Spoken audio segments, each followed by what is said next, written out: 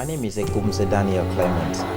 I'm the Secretary and Public Relations Executive of Ejagham Tradition.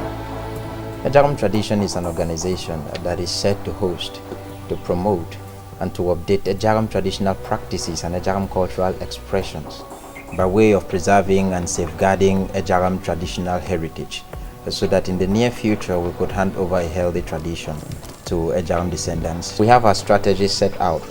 We are set to document, to digitalize, and to disseminate Ejagham tradition to the world, so that the whole world would celebrate the rich heritage that the Ejagham people have.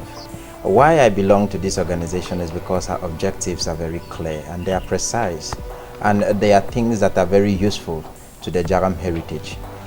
As a Ejagham, I'm always proud to come from this part of the world, because my forebears have really made impact in the global community of cultures.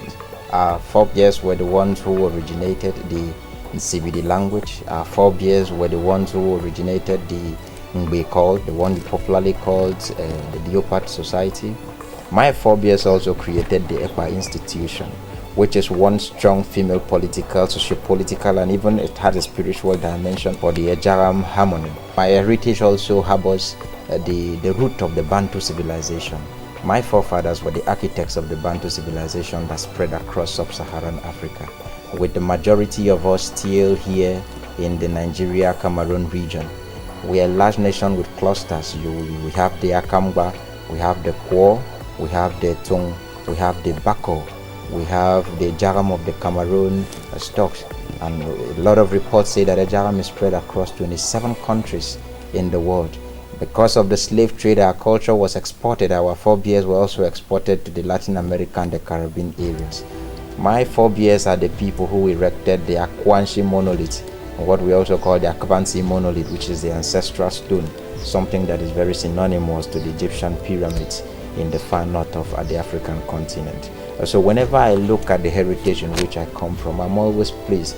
So Ejagham is a rich heritage that the world must come to know. So, if we look into the heritage of the Ejagham people, you could see that our forebears were very critical, and that is why they hold a respected place among the people who have graced the surface of this earth.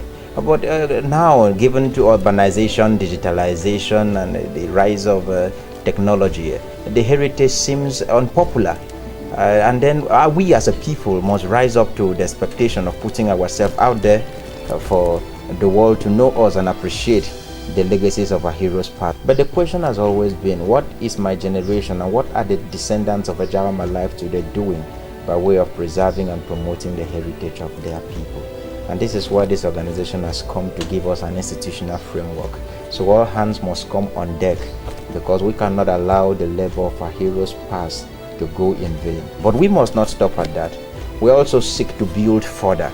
We need to update consistently Ejagham traditional practices and Ejagham cultural expressions so that they can be useful to the Ejagham society and the global community. We are poised to document, we are poised to digitalize, and we are poised to disseminate Ejagham traditional practices and Ejagham cultural expressions, because it is our responsibility as descendants of these great heroes past to make sure that we preserve their creativity, that we preserve their sweat and their labor, and then improve upon it and hand over a decent Ejagham heritage to the generations to come. What EjT stands for is simply to put Ejagham culture, Ejagham heritage in the global community of cultures. And that is why I'm calling on all Ejagham sons and daughters, and home and abroad, whoever is Ejagham decent, because we are the root of the Bantu civilization, to show interest in what this organization is doing. Through in your support, the organization needs your collective responsibility too. We need to stand toe to toe to make sure that we update what our forefathers have created and put Ejagham out there for the world to see and appreciate. The end product would simply be to transfer a healthy Ejagham tradition and a healthy Ejagham culture to Ejagham descendants to come.